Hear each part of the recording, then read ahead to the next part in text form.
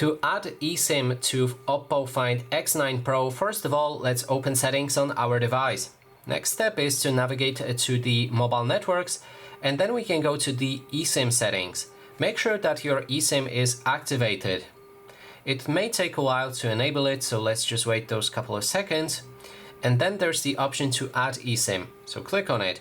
Then again, it will check for network information, and this may take a few minutes, but in this case it was almost instant.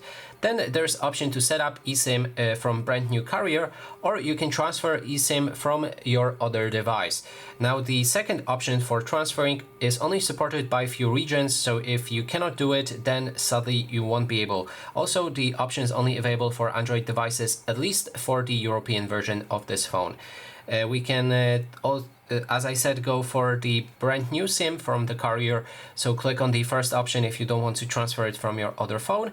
And then you'll be able to scan QR code from the carrier. You'll be able to also enter activation code of the carrier, and you can also scan it from the photo if you already have that photo taken. And that is basically everything. Thanks so much for watching.